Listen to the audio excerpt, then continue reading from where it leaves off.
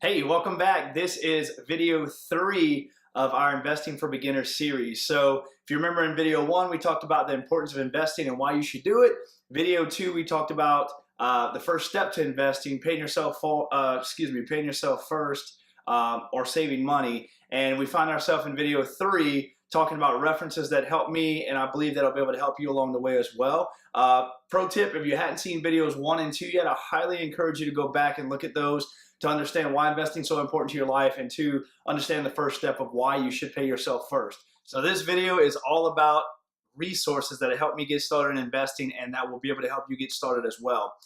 More specifically, the resources I'm referring to are books. So there's 3 books that I want to share that have really impacted me, and I believe they will do the same for you. All right, so the first book or resource on the list is The Richest Man in Babylon.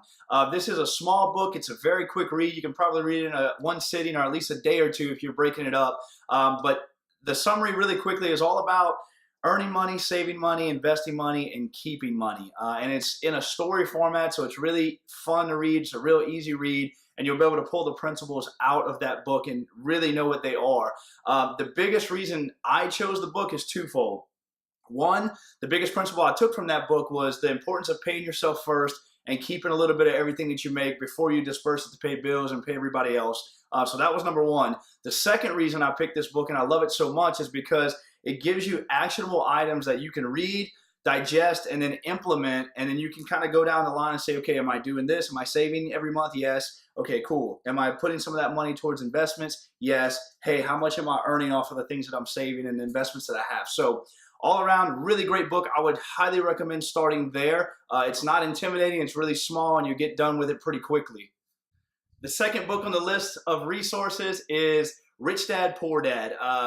The summary of this book, basically, the author is by Robert Kiyosaki, and the book is about his rich dad, who is his best friend's dad, and his poor dad, who is his biological father. And the whole book is about 2 different perspectives. His rich dad, built businesses, invested his money, had compound interest, all of the things that basically talks about investing. And his poor dad talked about, going to school, get a good job, climb the corporate ladder, work for somebody, and have a great retirement. And it's a really great book because it just talks about the 2 different mindsets.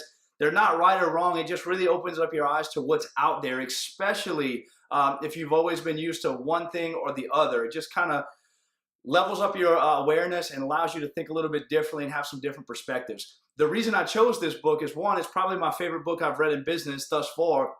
And secondly, it was actually the first book I picked up where I was like, oh, I really like to read. This is a great book.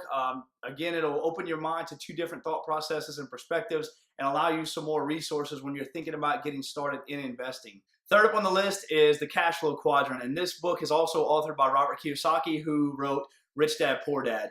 And one of the things I really love about this book, it really spells out and with graphics and words the different quadrants that you're currently earning money in, or how you can earn money. It might be one, or it might be several. And if you picture a quadrant on the left side of this, in this book, it has E for employee and S for self-employed. And on the right side of the quadrant, it has at the top B for business owner and I for investor at the bottom. The reason I chose this book, one of the biggest takeaways I took from it, was on the left side of the quadrant, this is where 97% of people live, between being an employee or being self-employed. And what was really interesting is the right side is where 97% of the money is controlled, between business owner and investors. So I thought that was a really eye-opening statement of how you can earn money, how you can get to the next quadrant, and that's what that book is all about. So if you want to take a deeper dive into it, I'll include in the description below. I did a whole video specifically on this book, the Cash Flow Quadrant, and the major differences between each quadrant, and how you can get to different levels and have your money generated from different quadrants in the Cash Flow Quadrant. So these are the 3 books or references, whatever you want to call it, that I've chose to help you get started in investing. You can pull a ton of information out there, enlighten your mindset, and give you all the tools that you need to get started on the right path.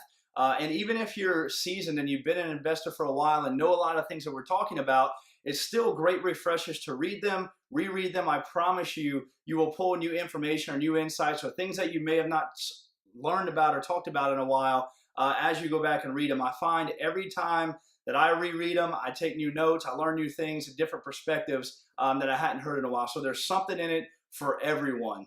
But if you find yourself as a beginner watching this series and you want to read one book or all the books, I'll drop the link below in the description. That way you can pick them up from Amazon, get them sent to your house quickly, and get started on reading these and sharpening your mindset to become a great investor.